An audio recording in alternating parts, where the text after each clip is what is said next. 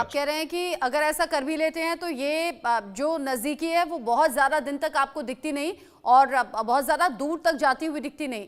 निपुण आलम बयान जी भी मेरे साथ में जुड़ गए हैं, विदेश मामलों के जानकार हैं। आपका भी इंडिया न्यूज़ पर स्वागत।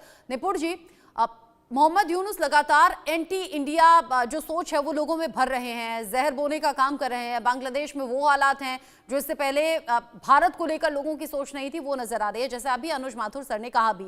ऐसे में अराकान आर्मी के साथ हाथ मिलाने को आप कैसे देख रहे हैं? क्या कोई नई स्ट्रेटेजी पर चल रहे हैं मोहम्मद यूनुस, ये जानते हुए कि पिछले कुछ दिन से अपनी ही कुर्सी खतरे में है?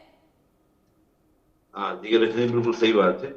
और मैं ये कहूंगा देखिए कि वो भारत के खिलाफ भर नहीं रहे हैं।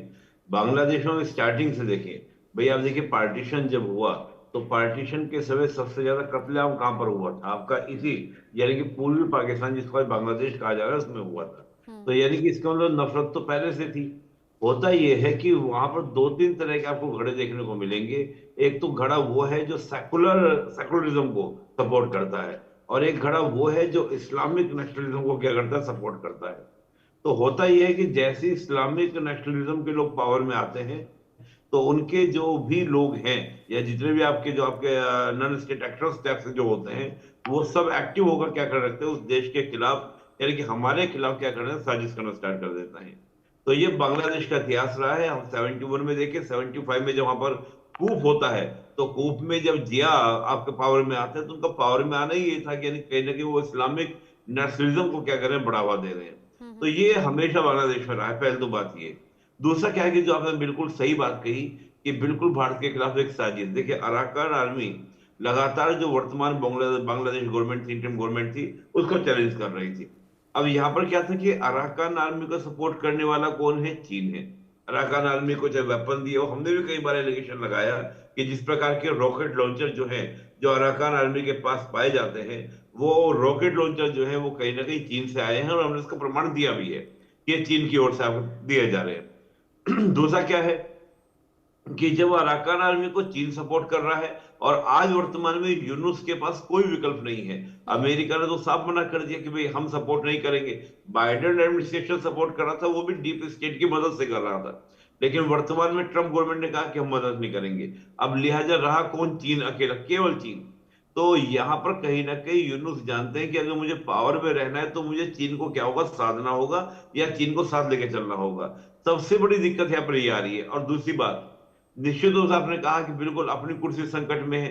जिस प्रकार से हमने वहां पे देखा कि सेना प्रमुख का कहना यह है कि अब पूरा लॉ एंड ऑफ ऑर्डर हमारे पास होकर जब तक इलेक्शन नहीं हो जाते तब तक हम अपने पास में रखेंगे। और जिस प्रकार से मैं देखता हूँ, शेख हसीना हो या खालिदा जिया हो, ये दोनों जो आपके लीडर हैं अवामी लीग के और आपका बीएनपी के, जब से ये एक्टिव हो रहे हैं धीरे धीरे, और वहां पर इस प्रकार के एक रैलियों का माहौल तो नहीं, लेकिन कहीं ना कहीं कॉन्फ्रेंस आदि के माध्यम से इन्वायरमेंट बनाने का प्रयास किया जा रहा है। तो मैं एक बात ये भी कहूंगा कि कहीं ना कहीं यूनुस इस बात को समझ रहे हैं कि मेरी कुर्सी जो है खतरे में, और कभी भी एक खबर सुनने को मिल सकती है। जैसा कि हमको 5 अगस्त 2024 से पहले कोई उम्मीद नहीं थी कि शेख हसीना वहां से एकदम से यहाँ से निकल जाएंगी। हमें बिल्कुल भी होप नहीं था, बिल्कुल भी उम्मीद नहीं थी। लेकिन अभी क्या है कि जैसा हमने देखा एकदम से हुआ।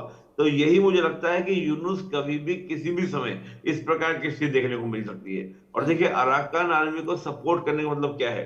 अराकान आर्मी को सपोर्ट करने का मतलब है यानी कि जो आपका कोल्ड बाजार है, एक मायने से कहीं ना कहीं आपने उसे समझौता कर लिया है, और कोल्ड बाजार को कहीं ना कहीं आप अराकान आर्मी को सौंपने के या उसको देने के क्या होंगे, समर्थन करेंगे। तो मैं मानता हूं कि ये तो खुद बांग्लादेश की जनता को जानना चाहिए, समझना चाहिए कि एक व्यक्ति या जो वर्तमान इंटरिम गवर्नमेंट है वो किस प्रकार क्या कर रही है, अपने ही देश के खिलाफ साजिशें कर रही है। और हम देखते हैं कि जो उनके साथ के लोग हैं, अब वो भी उनको छोड़ने लगे हैं, वो भी अपनी नई नई पार्टी बनाने का प्रयास कर रहे हैं। तो लिहाजा सरकार बड़ी संकट में है। इकोनॉमिकल क्राइसिस वहां पे चल रहा है, एक कॉन्फ्लिक्ट, सिविल वॉर जैसी कंडीशन वहां पर बनी हुई है, और ये कभी भी वहां पर क्या हो सकता है, स्टार्ट हो सकता है।